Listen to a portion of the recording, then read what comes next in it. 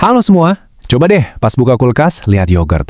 Pernah kepikiran nggak sih, ini tuh sebenarnya apaan? Ternyata makanan yang kelihatannya simple ini, wah rahasianya banyak banget. Dan hari ini kita bakal bongkar semuanya. Jadi pertanyaannya, ini tuh cuma makanan jadul atau beneran superfood zaman now? Jawabannya ada di tengah-tengah. Dan justru disitulah letak kerennya. Yuk kita mulai dari yang paling dasar dulu. Nah, di bagian pertama ini kita bakal lihat kenapa yogurt itu lebih dari sekedar makanan buat sarapan. Kita bakal kenalan sama istilah makanan fungsional dan kenapa yogurt itu contoh paling pas. Gampangnya gini, yogurt itu sebenarnya susu yang dimasak sama bakteri baik. Bakteri ini makan gula dalam susu, yaitu laktosa, terus mengubahnya jadi asam laktat. Proses inilah yang bikin yogurt punya tekstur kental dan rasa asam yang khas itu.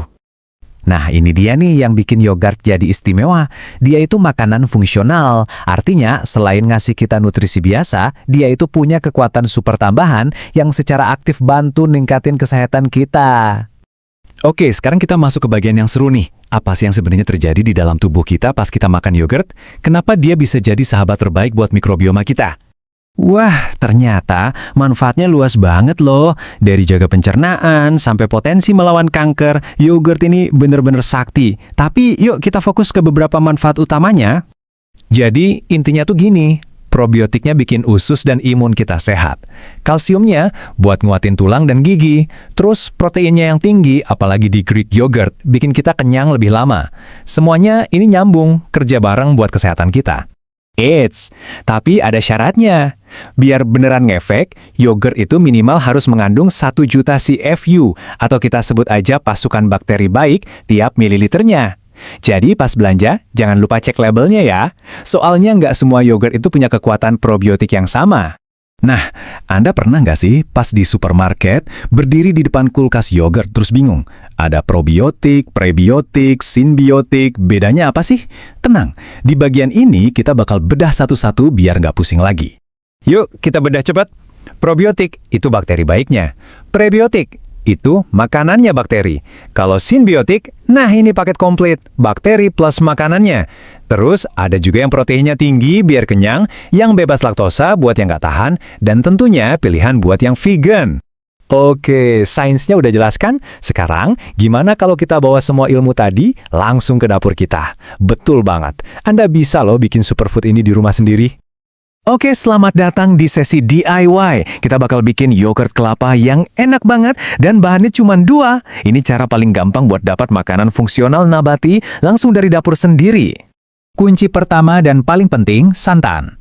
Penting banget harus pakai santan kalengan yang full fat ya. Jangan sekali-kali pakai yang dari karton. Itu terlalu encer, nanti gagal.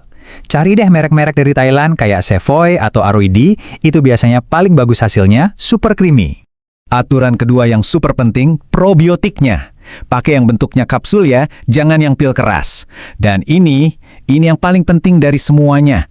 Pastiin di labelnya cuma tertulis probiotik. Jangan sampai ada prebiotiknya. Kenapa? Karena prebiotik bisa bikin yogurt kamu jamuran. Serius, ini penting banget. Oke, udah siap? Gampang kok, cuma 5 langkah. 1. Sterilkan semua peralatan. 2. Tuang santannya ke toples, aduk sampai rata. 3. Buka 2-3 kapsul probiotik, masukin isinya terus aduk. Ingat, pakai sendok kayu ya, jangan logam. 4. Tutup pakai kain tipis, terus simpan di tempat yang anget selama 1-2 hari. Biarin dia bekerja. 5. Kalau udah tutup rapat dan masukin kulkas minimal 6 jam. Nah, langkah terakhir ini yang bikin dia jadi kental dan mantap.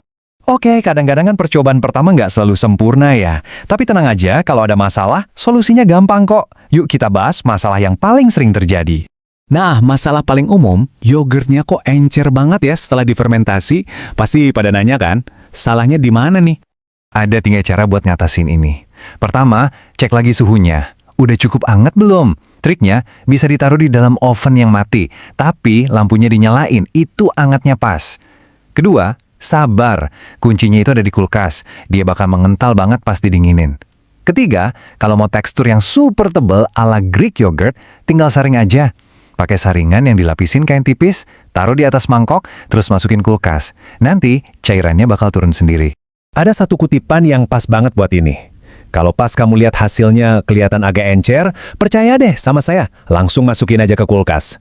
Intinya proses pendinginan itu kuncinya. Trust the process, hasilnya bakal oke. Dan voila, jadi deh. Coba bayangin, dari kultur bakteri hidup sampai jadi makanan fungsional super di dapurmu sendiri. Keren banget kan? Nah, ini jadi bikin kita mikir lebih jauh ya. Kalau kita aja bisa merancang makanan sampai ke level mikrobioma di dapur sendiri, kira-kira gimana ya masa depan nutrisi personal nanti? Bisa jadi kita semua punya resep khusus buat tubuh kita masing-masing. Coba deh direnungkan. Oke, terima kasih banyak sudah menyimak pembahasan kali ini.